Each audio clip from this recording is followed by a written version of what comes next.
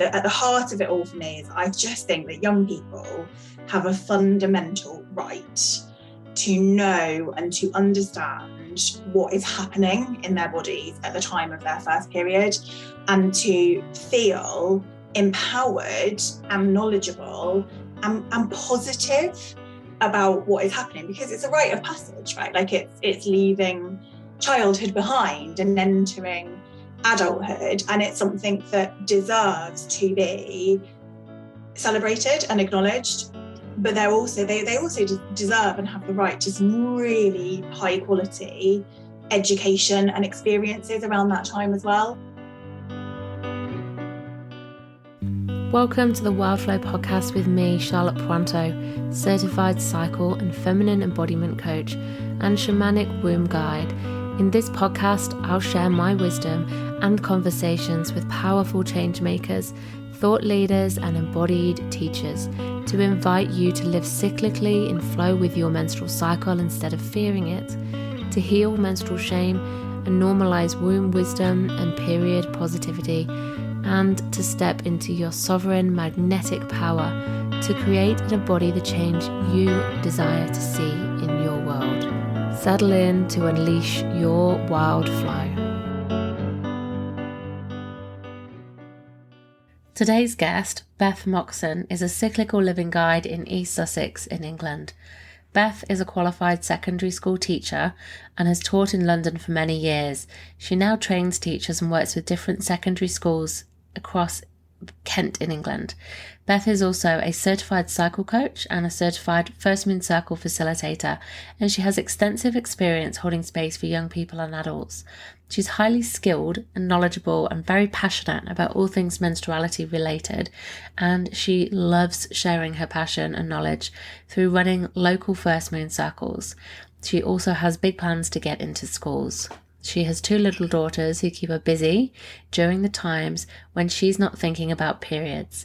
And I'm so excited to have Beth on Wildflow because she's somebody who I connected with back in cycle coach training and obviously through the First Moon facilitator training too. And she has such a spark and a passion and a fire for being able to not only reclaim this for ourselves, but to look at our own experiences of being a tween or a teen and having periods and all those memories that we have and have actually forgotten, and how much we can really connect with each other when we remember all the ways that we had to hide or manage our periods. And Beth is so passionate about changing up this experience for school children so that they can be empowered, so that they have access to quality education.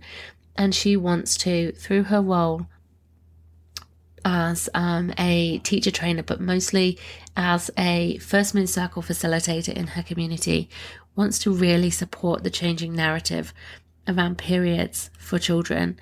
In this conversation, me and Beth have a conversation about what it's like to show up on her day 2 and my early premenstrual phase, but my evening as well, and how Beth just shares really beautifully throughout the podcast of how real that is for her to look after herself, to be on a podcast on the day 2 of her cycle, of her bleed. We talk about the language that we have and how important language is around changing attitudes to anything, but especially menstruation. We talk about the memories that we have of being school children and having periods and what that's like. And I asked Beth whether it's changed, whether it's different now. We talk about some of the challenges that teachers are experiencing about actually improving their menstrual education in schools, and talking about what Beth is doing about that. So there's wisdom in there as well for anyone in the education field. And we really just talk about our hopes, our visions for how we can do our bit, but how that can ripple out to create this changed period positive world. And I just loved connecting with Beth, and I know that you're going to love her too. And I encourage you to listen in and to go and find her over on TikTok if you're on there, especially because she's really making big headway in changing up the conversation, opening conversations about positive menstruation. wherever you are when you're listening to this, I hope that you connect with your own memories, your own experience of growing up, and think about how you can contribute to changing this attitude that we have around the world towards periods. Happy listening. Welcome, Beth, to Wild Flow. How are you today? I'm very well, thank you. And I'm really excited to be here. Oh, I'm so excited that you're here. I know that we're going to have a you. really awesome conversation today. I've been looking forward to this one.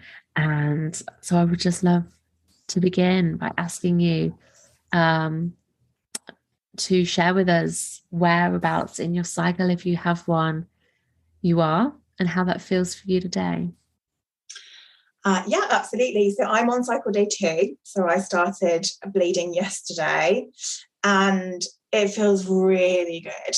I don't know about you, but I just always have this real relief when I start to bleed. I think more physically, I think I feel it than anything else, because I can be so bloated the couple of days leading up to bleeding, and everything just feels a bit sluggish and uncomfortable. So when it actually starts, it always feels like a real relief to me. So yeah, and I'm enjoying, taking some rest and setting some clear boundaries about what I will and won't do over the next few days, and how I'll sort of parent and manage my work diary and things like that. So yeah, I'm feeling good. Love that. Love that it's a relief for you, that it feels really good and that you really enjoy it. And I can relate to the bloated feeling and then that release. I get like that. I get this soreness in my sacrum about 24 hours or so before I start bleeding. And it's very specific. And I think, oh, and then I start bleeding. And I'm always really pleased because my cycles are still quite irregular. And so I have this like, when are you coming? Like, I thought you were coming. And, sometimes it's takes a bit longer than other times. So whenever my blood comes, I'm always like, yes. Yeah. It just feels nice. And it's lovely you have that little warning sign. And I think, when we yeah, definitely. I feel it more at the front, like in the kind of womb space, but there's a very specific feeling that I get. And sometimes it rarely happens now, but as I was sort of learning to adopt menstrual cycle awareness and incorporate it into my life, sometimes I'd be a bit like, oh, what's that feeling? Like, have I eaten something, or why do I feel like that? And then I'd be like, yeah, no, that's the pre 24-hour period of leading up to before I started to bleed.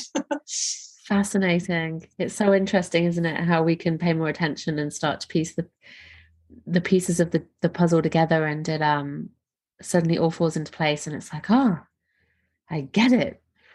Feels very nice. Yeah. Absolutely. And I think one of the real kind of challenges that I get quite often is like, it's all well and good doing this menstrual cycle awareness malarkey, but I've got 2 kids and a full-time job and blah blah blah, and I can't just say no to things or stop my life for the period of bleeding. And I really enjoy that challenge, because I really enjoy kind of having those conversations where I say to people, that's not what I see as the purpose of menstrual cycle awareness. I don't see it as saying to people, like, don't do anything for 7 days of every month. We can't do that, right? Like, we have commitments and responsibilities and lives to lead.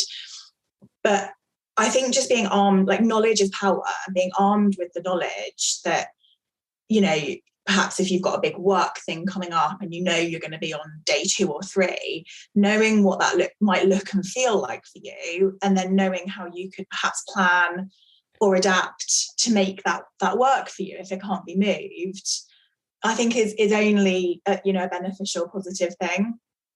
And that always seems to resonate. People are like, I see. Okay, so I slightly have missed the point of what it was all about. I don't know if you find that at all. Oh, entirely. I feel like that to me has been the thing that I've struggled with the most, because it's not realistic to be like, this is when you do nothing. Yeah. And, like, I think we do have a cultural and collective issue with rest, as particularly women. It's you can't be lazy, you can't be unproductive, you've got to kind of earn your keep and do your, it's like this old kind of paradigm. And I think that we just feel like we have to be on all the time. That's obviously collectively and, generalizing. But I also think that there's a balance. Like, life is not, where we are operating in a patriarchy still, and we can't pretend we're not. And we still, not only that, we do, if you do have children, they don't just go, oh, sure, mum, I'll go sort myself out, when they're, especially if they're little, for like all that time. And if you're working, you can't just say, I'm not going to do any work, full stop. Some companies are starting to have menstrual leave policies, but it doesn't cover the whole period. That's for sure. It's impossible to do. So it's okay. What are you going to do to support yourself through those commitments that you've got? Like, what can you let go of where it's not an essential thing and it's like, oh, that can wait. That's easy. But the things that you can't, it's like, well, you're still here doing this podcast, Beth. So I would love to ask you, what does supporting yourself to be here on this podcast on your day 2 look like? What are you doing around this to support yourself? Yeah, well, one of the things that I know I'm not particularly good at, sort of on days 1 and 2 of my period, is articulating very well. So, this is it's my ability to kind of gather my thoughts and articulate them in a way that I find I can do so much better during my inner summer or my inner spring. I really, really noticed that. So for me this morning, I just blocked a little bit of time before the call to do a little bit of stretching and just kind of calm myself a little bit and just think about, the kinds of questions that you might ask or the things that we might talk about, and just like gather my thoughts a little bit. Whereas if I was doing this in my inner summer, I probably wouldn't have done that. I probably wouldn't have given it a thought until we got on the call, because I just have that sort of confidence that, we were going to have a great chat and I would articulate myself and all would be fine.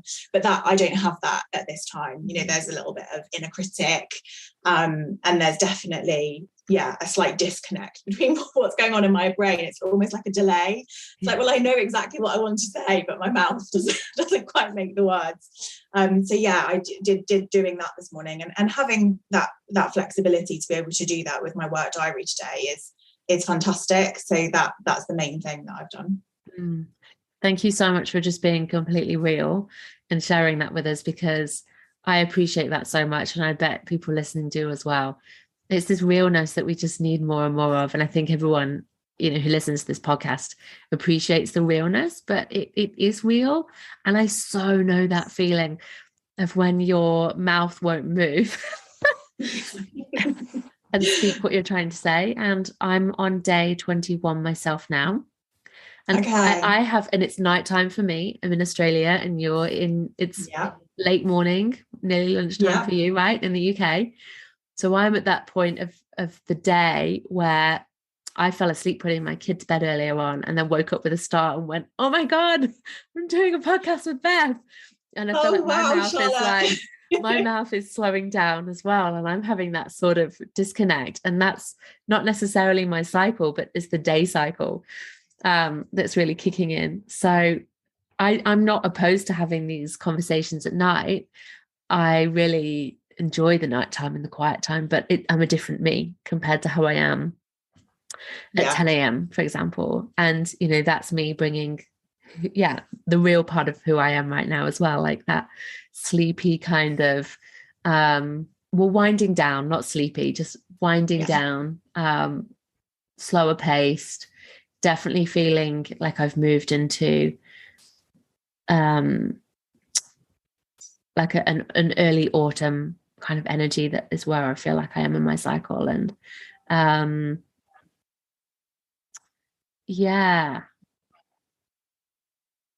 don't feel, there's definitely a difference for me between early premenstrual and late premenstrual. Like it's a whole thing. So I definitely feel like I'm in that early premenstrual where I still have decent energy, and I dragged my kids around today doing all the things we had to do, and it was fine. I had the energy for it. And I still have, a level of confidence that critic hasn't arrived yet. She'll be here in time, but she's not quite here yet. So yeah, I love hearing, we are, in different parts of our cycle, there's differences, but there's similarities, and there's the time of day and all those things and how it's affecting us. But I just love to frame conversations in that way. Yeah. So thank you. I can you imagine a boardroom in a company where like the weekly meeting starts with a cycle check-in for those that bleed? I mean, can you imagine the power in that? Like, I'm on day 1, so don't expect the most from me today, and that's okay because I'm on day 14, so I'll take over and present that bit. It just, how powerful would that be? So powerful, so accepting and liberating and healing. And as well, it's interesting. So, the people who don't have a menstrual cycle, they'd be with the moon. So, it'd be like, oh, I'm with the moon, so the moon is here, and how am I feeling in relation to where the moon is? Like, is that influencing me? And everyone, even the men, could be having this check-in of just even as just a mirror, like a point inwards, a way just to check in, and instead of going, how are you? Yeah, fine. Yeah, good. How are you? Yeah, fine. Like a deeper level of connection to how you actually are, I think it's just humanizing, isn't it? As well, in places like boardrooms and businesses where it's just kind of mask all of that away. Exactly. And just really kind of reinforcing this notion that we're all cyclic. We might be on slightly different cycles, and whether we bleed or not, like it's we are all cyclic human beings. And I think it just perpetuates this idea that we can feel differently and act differently and be different on different days of our cycle, and that's completely okay. We don't have to be kind of, like you say, that sort of masked corporate self every day. The star performer every day. It's just not possible. Oh, I know. Yeah. So Beth, we could go on in so many different directions with this conversation, but I would love to ask you to just share with us what you're weaving together in your work, in your world, and just, in your own words, how you came to be here, like what's brought you to be doing what you're doing today. Okay. So it's my friend Laura who brought me to where I am today, really by chance, because she took me to go to this conference in London. Must have been about 6 years ago now. I'd had my eldest, Evie, she's 6, and I think she was about a year old. So it was 5 years ago. And she phoned me up and said, do you want to come to this sort of women's conference? There's inspirational speakers throughout the day. It'd be a really nice, girly day out. And I said, oh, go on then, that sounds lovely. So we met up and we went into this event, and I couldn't tell you who else was speaking that day, but the person who really like blew my mind and was the starting point for all of this was I heard Claire Baker speak, and she did this fabulous hour on menstrual cycle awareness, and she showed us that lovely diagram that goes through the seasons.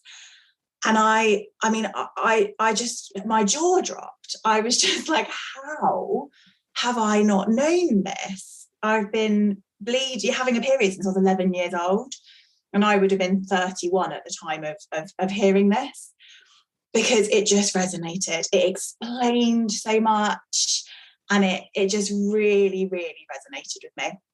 So I went away from that talk and was like, right, just devoured every book, every podcast, everything that I could possibly find on menstrual cycle awareness. And I started cycle tracking, and I am very lucky that I've always had a very regular cycle, and I could very quickly spot patterns and links, and soon I was really finding that it was helping me in lots of different areas of my life. It was helping me to sort of understand how I parent, and how I managed my social diary and how I was at work. And at the time I was a head of department. I'm a trained secondary teacher, and I was a head of department in a secondary school in London.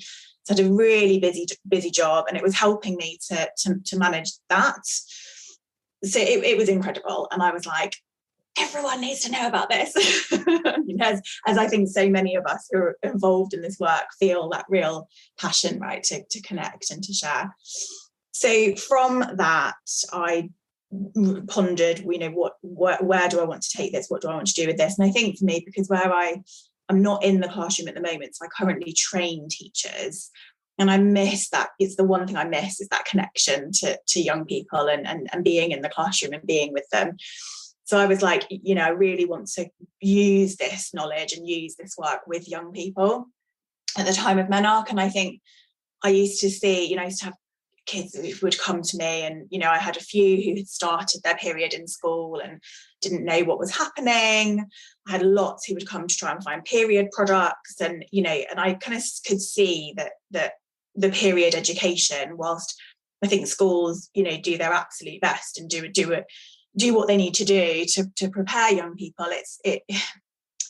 it's just not, it's not as amazing as it could be, I think, when you discover menstrual cycle awareness and you realise how much more there is out there to know. So I did cycle coach. I did Claire Baker's cycle coach last year, which I loved, and that was really broad. The training is amazing, and I was thinking, how am I going to go into this? Is it menarche and young people? Is there something here about menopause and perimenopause? Kind of took a while to figure out exactly how I was going to position myself and what I wanted to do with it all. But yeah, it ended up being what I thought it would be from the start, which was working with young people. And so then, as you know, I signed up to do your fabulous training to become an accredited First Moon Circle facilitator, which I've just finished. And that's been, just the most amazing 6 months. That's been absolutely incredible. The quality of the training and the community and the group that we've formed has been really special. And 2 weeks ago, I did my very first Moon Circle. So that's where I'm at the moment. I'm trying to build a following and a community and raise awareness, whilst also, running First Moon Circles in the community. Incredible. Thank you so much for sharing that. I think it's so helpful to hear what your journey and the progression has been, and what that first learning was for you, and the veil lifting and that, oh my God. And it's so true. I think so many people who I speak to as well say exactly the same thing. Why didn't we know this? Why didn't we know this? And it all comes back to having to find out by chance, usually a chance discovery, much later on, after we've been bleeding for, like you say, 20 years, before you have this awareness and this sort of, we can implement it, we can learn, and we can speak and share and all, all those things, and cycle chart and change the way we live and we work and all of that. But it all goes back to that comment of, why didn't we know this when we were younger, when we started bleeding? And, it's just so, it blows my mind to think, if children knew, like you say, if the education included the 4 seasons and the fact that you will change how you feel, and it not just being, that kind of psycho, spiritual, emotional, mental and physical, and not just the blood needing to be managed, and how you might, how you would tend to that. It's I remember my school education, and I remember very little, actually, because it was very little. It was an hour, maybe, something like that. And I don't even remember really what happened. I just remember the imprint of it. I don't remember the actual session. I think I remember being allowed to sit on the table on the back row with my feet on a chair so I could see, and we were all gathered in a semicircle, and it was girls only, boys weren't there. I don't really remember much more than that, except for just the intense discomfort that we all felt. And they're like, oh my God, this is the most incredibly awkward, embarrassing, painful thing that I felt and everyone else could. And it was like we couldn't look at each other. And the teacher was sort of, I can't even remember who the teacher was actually, whether it was my own teacher or somebody else came in for it. But I just remember them being really uncomfortable, just this whole energy of like shame, and it just stuck. Yeah. It stuck. And I know I'm not alone in that. That wasn't just me in my one school. That's really, really common, So I want to ask you, has it changed since then? I think that feeling, I hear that so much from young girls now. So the first moon circle that I did the other day, we start with some quite open, broad questions, right, to kind of figure out like where everyone is at and what they know, and they all kind of came in. And what was really interesting is that the range of emotions they felt coming in, and this was probably a real naivety on my part, so it's a real interesting kind of reflection and learning curve for me. I just thought they'd all be excited because I was like, this is amazing, it's the best thing ever, I'm excited, so surely everyone's excited. But no. Some of them were really nervous, which I totally get because it was an unknown circle. Some of them, over half of them, like took some real encouragement from their parent to come. And of course, the moment that you're told that, you're like, oh, of course, I remember feeling like that, age 11. You almost need that sort of reminder to take yourself back. So I had a real range of emotions coming in. I've totally forgotten your question now, Charlotte, sorry. Oh, that's totally okay. I was asking, from your experience or what you have seen, like has it changed? Yeah. Okay, and I knew I was giving you some context that I felt was relevant, and then this is another thing that happens on day 1 and 2 as well. I just forget what I've been asked. So they came in, and I asked them at the start, and they came in fairly breezy, and they were like, yeah, we've covered this in school, we've done a couple of lessons on it. We know what we're doing. And they came across as quite confident. When I dug a bit deeper and we started to explore the booklet and we started to look at the period products, it very quickly became apparent that they've had very, very basic education. So it is a quick whistle stop. This is what a period is. This is your very basic anatomy, in the reproductive anatomy. And really that, you might feel a bit emotional sometimes. And that was it. So the magic that happened when they got to explore the period products, and you'd said to me, like, this is the bit that they love so much and they get to have a play. And just watching them kind of, they thought that the panty liner was a sanitary towel. So being able to clarify that for them, showing them how to open it, and then showing them how to open a tampon, and then them getting to practice and to use those things. I've got some fabulous crochet bulbers, and they all got a chance to use them, and the moon cup as well. Like that, they wouldn't have known this. They weren't given that opportunity. And I get it, right? Like, this is no criticism of schools. I am I'm an ex-teacher. I train teachers now. I'm a big teacher and school fan. And I know that when it comes to the RSE legislation that that the government gives them, which talks about what they have to do when it comes to period education, it's one paragraph that's like, prepare kids for a period. And then they're operating under real kind of budgetary and time and expertise constraints. Like, they do their absolute best, I'm sure, but there are so many conflicting curriculum priorities, let alone any of the other constraints that they're facing when it comes to delivering this. And I also think, you're constrained in school by the environment, right? Like, this education is going to take place in the classroom, whereas something like a first moon circle, bringing smaller groups of girls together, with parental involvement so that they can do this beauty. I mean, some of the most beautiful moments were watching the young person and their parent interact and do the craft activity together. Like it was so beautiful. And some of the feedback has been like, actually, you've paved the way, you've opened up those channels of communication for us and facilitated that. So we are actually having conversations about periods at home now in our family. And that's so transformative. And schools just haven't got the capacity to do something like that, to work in small groups of 6 and have 6 parents come in. Like it just isn't possible. And then the environment, that we set up and create for a first moon circle is so beautiful.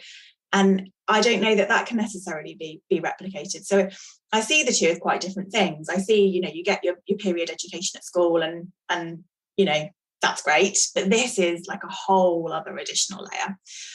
I realise I've still not answered your question. Sorry. Has it changed? I'm going to answer. I'm not going to be a politician.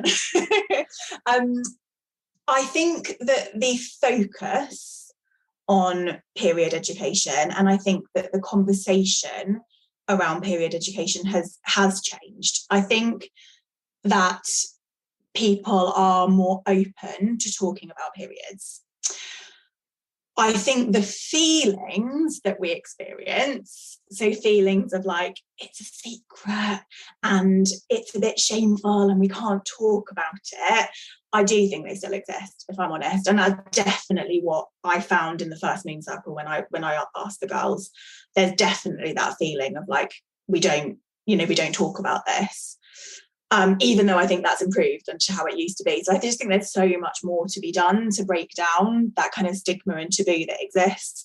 And really interestingly, on one of my social media accounts, the thing that seems to really be resonating with people at the moment is when I do little reels of like things that I remember doing as a teenager. So there's a couple of ones where I remember like pulling back the sanitary towel in the school toilet and being really scared that someone would hear it. So I do it really slowly, bit by bit. And then there's another one where it's like if you come on your period in your lesson and, you kind of surreptitiously try to put a sanitary towel down the sleeve of your top and sort of sneak out to go and deal with it. And it's also secret. And these things seem to really be resonating with people. And people, so many comments from people who are like, oh my God, I remember doing that. Like that feeling of, being something to hide. Absolutely. So yes and no. Yeah. Thank you for that clarity, like that distinction as well about, there's changes in the way it's being approached, but sad to hear that the feeling that we're being left with, which is ultimately the memory or like the imprint, right, is still the same. That's it's hard to hear, isn't it? But I think also, it gives me a lot of hope that, we've come such a long way collectively, about being able to talk. There's a thing called a cycle coach now. There are these first moon circles and other things out there too. There's lots more, there's you doing your thing on TikTok. Like it's so good to see that we're making headway. And I think it's only, I hope it's just a matter of that ripple effect and that cultural change that will come, from these seeds, these pockets of activity that are changing the narrative. And I just think that, when it comes to these big systems like schools, the education department, things like that, it's probably going to be one of the last to fall, as it were. But I hope that, if there was anyone listening who was maybe a teacher or maybe even somebody in a department of education or, something like that listening, would you have any advice for them or just a tip or, just even an understanding that you have as being somebody who has been a teacher before and now a teacher trainer about, kind of reframing this instead of being something that is, like you said, like such a low priority, that teacher is probably coming with their own shame and awkwardness about having to do this and resistance to doing it. their own lack of training, if it's all it's saying is prepare for a period, like, oh my God, what does that mean? Like, why should they be taking this seriously, and recognizing the value of like honoring menarche and periods, and like, it's not just a period, is it? Like, the potential is so much bigger, like the impact is so much bigger. Yeah, absolutely. And there's a few things I'd say to that. It feels like there's two almost different questions there. Like, why is it important? And then what advice might I have? And I think the why it's important for me, I mean, I could speak to this for hours, but at the heart of it all for me is I just think that young people have a fundamental right to know and to understand what is happening in their bodies at the time of their first period, and to feel empowered and knowledgeable and positive about what is happening, because it's a rite of passage, right? Like, it's leaving childhood behind and entering adulthood, and it's something that deserves to be celebrated and acknowledged. But they also deserve and have the right to some really high quality education and experiences around that time as well. And I listened to that fabulous lesson that you'd done as part of the training from Jane Hardwick Collins, who's just amazing, about menstrual shame, and about, when we set young people up in sort of that shameful way with their period, it stays with them forever. And it can really have such an impact on their confidence, on how, their self-esteem, how they perceive themselves, on relationships with others, on their sort of approach to their, to their sex life, as they get older. And some of these impacts, are really far-reaching. And if we can actually reframe that and set this up as a really positive thing, I just think that could have such an impact on their future. So that's at the heart of it for me. I just think there's a real right there to have really high quality education. And I think for teachers, and I mean, I was just going to say, who am I to listen to on this? There's a little bit of inner critic there coming out on day 2. My first tip would be language, being really mindful of the language that we use as responsible role model adults around young people. And sometimes it's very easy when talking about periods to slip into, like you say, the experiences that teacher might have had of their own menarche, or any potential menstrual shame that they might be carrying. And so you might frame and talk about periods in a certain way that feels completely normal, right? It's totally ingrained, but actually is perpetuating and carrying on that stigma. So I think we've got a real opportunity to break that and to reframe that for young people. So I think if you're the one that's delivering, the PSHE lesson, or whatever it is on period education, really planning carefully for the language that is going to be used, and scripting that and practicing it, and and making sure that that's a really positive setup for young people. And the second thing I'd really encourage schools to do, and I know this is tricky because I know there's budgets, and obviously as a school, if you work with someone external, you've got to inform parents, and it impacts wider stakeholders in the wider community, and people, they need to know that people are credible and all of that kind of stuff. But I really encourage schools to be open to working with people like me, people who have done accredited courses in this area. I'm also a teacher, by qualification as well. And I'm really keen to work with schools, and I'd go in and do things without charge. Like, I'm really, really passionate about this work being as inclusive and accessible as possible. And I'd absolutely love to go into schools and do a talk for parents, or do a slightly sort of modified first moon circle for some of the students. And I think that would be amazing. And so I encourage schools to be really open to that. And I think lots of schools are, because there are lots of programs and charities out there that you can outsource basically the kind of PSHE curriculum. So I'm sure lots of schools are doing that already. But yeah, they would be my 2 tips. I love the way that you answered that and the tips that you shared and the way that you teased out um that question. Thank you so much. I love that. You know, I just love that so much. I think the first thing you said about language as well is just so easy to overlook and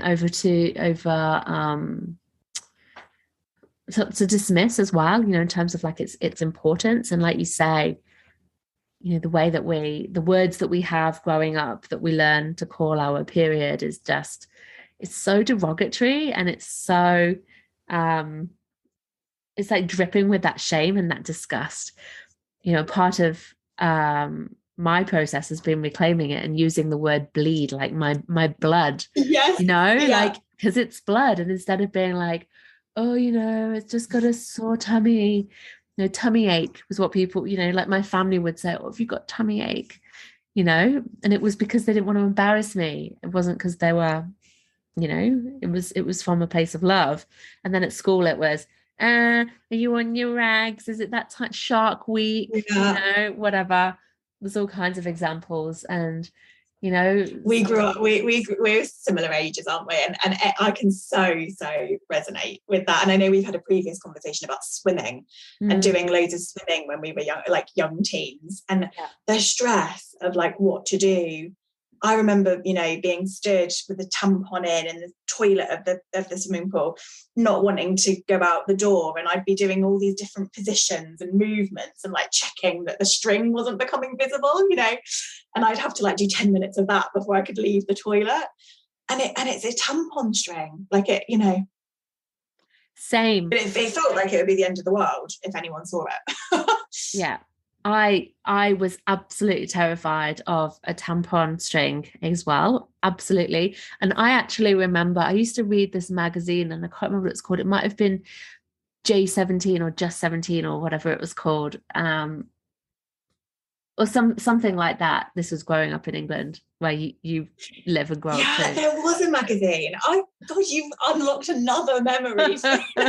It used to have this agony aunts like page in there, and one of the stories once was about this girl who was doing swimming class, and she was sat cross-legged on the side of the pool like all of her schoolmates were, and the tampon string was hanging out of the bottom of her cosy, and the teacher said to her something about, now that's not a very ladylike position, is it?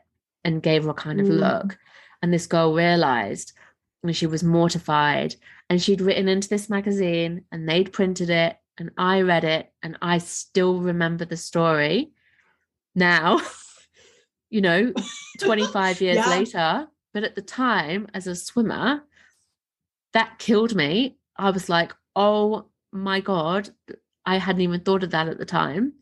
And then I suddenly went into a panic, and I eventually stopped swimming because the stress of it was so, we used to do really intensive swimming 3 times a week, every week. And I couldn't do that when I was bleeding. I was exhausted, let alone the shame, and having boobs all of a sudden and a body and feeling really self-conscious. Oh God, all these memories for me are coming back. It's a lot to go through, isn't it? Puberty and, just the very experience of it, let alone being witnessed and perceived and maybe even observed or talked about by anyone else, whether a peer or adult. Like it's so much. And I think we really forget that. Yeah, 100%. We really do. And it seems to really resonate with people when you start talking about it, because everyone's got their own memories and their own things that they spent so much time and energy worrying about. That are all very personal and very unique to them, about their own period journey. Yeah. It's interesting. Going back to language though, really briefly, the RSE legislation, which is the government document that talks about relationship education, relationship and sexual education, and health education, has been updated relatively recently. Then that's where the menstruation passage sits. And the first line of it, which really bugs me, I don't really know why, is the onset of menstruation can be a confusing and alarming time if students are not prepared. And that's true, right? Like that's a statement of fact. If you don't know what's coming, that's going to be really scary. And I know that the About Bloody Time, the menstrual revolution book, the survey that they did found that 9% of young people didn't know what was happening when they started bleeding, which, can you imagine how terrifying that must be? And that's 9%. So if you extrapolate that into a typical UK classroom, and let's just presume it's half girls, half boys, so 15 of each, that's about up to 2 students in that class, in every single class across the UK, that will start their period and literally have no idea where they're bleeding from or why. And I just, can't imagine that. But anyway, there's something about the language, like whoever wrote that from the Department of Education, someone chose to use 2, what I feel are really negative words, and frame that in that way for all the teachers and PSHE leads reading that. Whereas I just feel like there was a real opportunity there to be like, menstruation is an important rite of passage, that, so good quality education and time spent acknowledging and celebrating this is essential. There's just another way of phrasing it. The words confusing and alarming didn't need to be in there. Yeah, I really hear you on that, because I think that's a really interesting point, because like what you said, it is a statement of fact. And I think people need to understand that it does have a very negative consequence if it's not honored and acknowledged and supported and all of those things. But also, like you say, absolutely, it could have been this thing of like, this is an opportunity where we don't need to, if you're a teacher reading that, you're just going to go, oh yeah, confusing and alarmed, and take that on and feel it yourself when it comes to teaching that part, rather than this is a celebration, this is an opportunity to empower. And that, why do teachers go into this job? I'm sure it's wanting that connection, wanting to do that empowerment work, wanting to make a difference in these children's life. And if it's framed as that, this is a critical moment where you can have an incredible impact on children, for not just their childhood and time at school, but their whole life. Like, I feel like teachers are going to be much more, I didn't realize, like, okay, yeah, let's do this. Like, I really hear what you're saying there. And I think that's such an important point that, at first when you said that, I thought, well, yeah, that's true. Like, what's wrong with that? And then when you explained it, I was like, you can't argue with it. Of course, you're so right. And it is the power of language. And we do need to reclaim loving words, beautiful words, honoring words. It's funny because I don't feel like bleed or blood is like an honoring or a beautiful thing, but I also think it's not hiding the fact of what it is. And other people might call it moon time or temple time, or, I don't know, the moon goddess is here, or whatever it might be. But I think that this is a really good opportunity for everyone to think about, the words that you do use to describe, to relate to your own body and your own period. And then, also how you're describing it. And if you have children, to think about how you can be inadvertently attaching, that kind of shame or that secrecy around it. And this is not in any way to point fingers and make you feel bad about yourself. It's just that opportunity of kind of going, like, how could I do this differently? I didn't even realize I was doing that. And and that beautiful, that there's so much that there to unpick in what you've just said, for sure. Because I think the first moon circles and this work, where I said earlier, it sits as like an additional layer to school period education. It also, like, I really believe that every single parent has the capacity to set this up and to educate their child. A lot of this education happens in the home, and a lot of the role modeling happens in the home. And I'm a big believer in parents know best. Parents know their child best and make decisions for them, absolutely. And I think everyone's got the capacity to have those conversations and to be really positive about it. But some people do find that really, really challenging. So yeah, I think that's an interesting point. And the other thing that came to my mind when you were talking about the positive setup is, one of the other challenges that I get is, well, it's all well and good if you have a regular period and there's no kind of physical like underlying conditions or anything like that, but you can do all the positive setup you like, but I then had a horrendous cycle and it was never regular, and really awful period pain, and it ended up being diagnosed with endometritis, but it took 20 years. That can be kind of like an example of the type of story that I can hear. And I really get that. So I think when we talk about this, it's really important to be like, we're not saying that by setting up everyone positively for their first period that everyone is then just going to go and have symptom-free periods and not ever experience any health conditions as a result. That's not what I'm saying. But by setting people up positively for it, because they obviously haven't started it yet, so you're setting people up positively, you're giving them the tools and the knowledge and the autonomy to cycle track, to get to know their cycle and what's typical for them, because we're all so unique. You're giving them a language to talk about any symptoms that they may end up going on to experience, and you're giving them a confidence. So if there was ever anything then, let's say 10 years down the line, that they needed investigating, they've then got the ability to walk into that GP's office, which we know is hard enough anyway with women's health issues. That's a whole other podcast. Totally. But to walk into that doctor's office armed with evidence, armed with knowledge, able to advocate for themselves. They've got their body literacy. They know what's going on and they know how to talk about it. So that is part of setting up somebody, positively. It's not to say they're never going to experience any issues with their cycle, but if they do, they are in a position of power where that can be dealt with. And I feel really, really passionately about that. I agree with you so much on that. Completely. I think that's so powerful. Instead of it being this, it hurts and you just get on with it and you don't talk about it. That presumption even that it will hurt, or that presumption that it is, I think it's, and there's a whole, different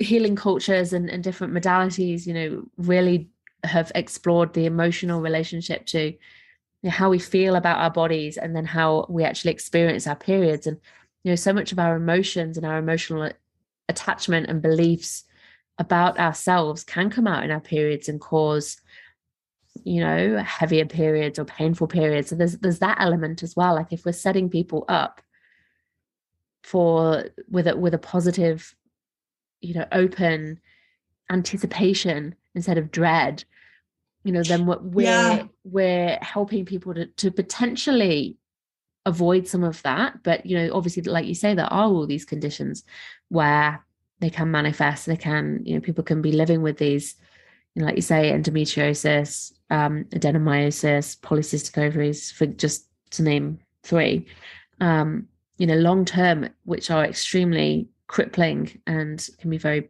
painful and debilitating. But to be able to go like, oh, this isn't normal, actually, and yes, I'm sure, doctor, I'm not making it up. I've got the cycle tracking evidence. Totally. I think it just fills me with so much hope.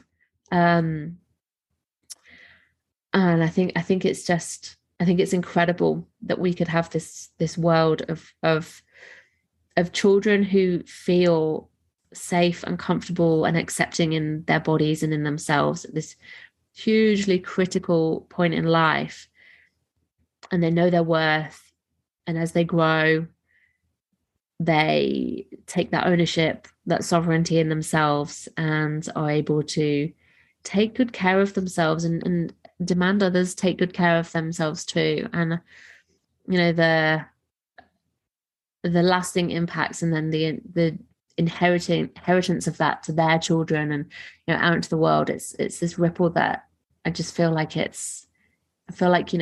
are fairly close to the start of that. Like it's it's been started and we've picked up the baton and we're joining the kind of mission, but I feel like, this is the way that we are going. And I would just love to ask you, what's your vision for maybe school education, or maybe the wider world view? What's your vision? What do you hope to see? So my vision is that, like, the menstrual taboo and the complete normalization of periods exists in society. And I think specifically what that might look like in schools is that we're running first moon circles, right? Like, that's, so the students are like looking forward to their period education when it comes. They've heard it's really cool. Yeah. And they're really excited about it. And then there is this just, not in a classroom setting like any other typical lesson, but there is somehow some kind of beautiful celebration event that takes place, which educates and celebrates. And boys are included and a part of that, and have a really high quality education about puberty and changes for them, but also periods. I think is so important as well, that it's inclusive for all. And that it's just done with integrity and with positivity, and so those feelings of shame, like those memories that we've talked about today, the ripping off of the sanitary towel, the phrases that were heard in the playground to refer to someone being on their period, the secrecy that we feel that has to go hand in hand with having our period or starting our period at that school age. But people just don't feel like that. Like, it's just not a thing. It's totally normal. And one of the things that's is being discussed on my social media at the moment as well is like putting your hand up to have to leave the classroom to go to the toilet, and how difficult that can be for young people, where there's a policy about the toilet in school and not being able to use it in lessons, and so then you have to sort of share that you're on your period, and it's so stressful for young people, and just none of that being a thing. Like, people just feeling that they can be really open and feel really safe at school to discuss or not discuss. You don't have to talk about it all the time, but the periods are just a normal, accepted part of school life. Amazing. Thank you so much for sharing, Beth. Thank you for being with us. I've just loved. That's my pleasure. I just love chatting with you, and I really feel your passion and your fire. And you're the action that you're taking and the worlds that you're bridging. I just think it's, having you in that place of like having been in the school realm and still having your finger in the pie, as it were, through your influence over the teachers that you're training. And in your community with the First Moon work, and obviously online as well. Like, you're just doing incredible work and creating really important conversations. And I really celebrate you on holding your First Moon Circle. And I know that you're just going to be off from here. Thank you. So grateful. I felt very. Sorry, I was going to say, totally. I felt like I had to say something, because it's so awkward, like receiving nice information about yourself, isn't it? So I was like, talk back. But that I feel totally the same about you and all of the fabulous work that you do as well. So thank you very much for having me. Thank you, Beth. I've loved this. So where can people come and find you and join the conversation? Yeah, so I am on TikTok, which I love. I love a bit of TikTok. And I'm at Beth Bloom and Belong. That's all one word. I'm on Instagram, Bloom and Belong. I think there might be an underscore in between the words. I've got a website, www.bloomandbelong.co.uk. And I have also got a Facebook page, which is Bloom and Belong. So I am all over social media. It's on it. And I love that you're on TikTok, because I read a fact just before we close that some alarming percentage of children are getting their period education off TikTok. Yeah, and I see that. I follow some accounts, and some of these accounts are set up by teens for teens, and they're fabulous. They're great. They're really informative, really, really good accounts that are doing really well. I'll leave you, Charlotte, with a really quick little story about my 6-year-old last night, if that's okay, because I picked them up from school and she knew that I was about to bleed. And I said, oh, I feel quite uncomfortable. My uterus feels heavy. I'm about to bleed. And so when my husband got home from work, I was lying on the sofa and she was rubbing my tummy. And he said, what's going on here? She looked up and said, Mummy's uterus is heavy because she's about to bleed. So I'm rubbing it for her. Which I just thought was so cute. The power of being open. And including her. It was a lovely That's moment. Gorgeous. Love that so much. Beautiful. Thank you so much, Beth. Thank you for having me. Thank you so much for listening in. If you're loving this podcast and you'd love to help me spread the wisdom shared, please leave a review or rating or share this with somebody who you think would love to listen in. I'm really passionate about creating ripples of change and getting this information to more women, girls, and people with a cycle so that they can reclaim their cyclic natures too. And if you'd love to dive in deeper with learning more about how to connect with your cycle and rites of passages, come and join our free Wild Flow Circle community or choose a course and learn with me on my online learning hub. All the links are in the show notes. And until next time, be well and go with the flow of your cyclic nature.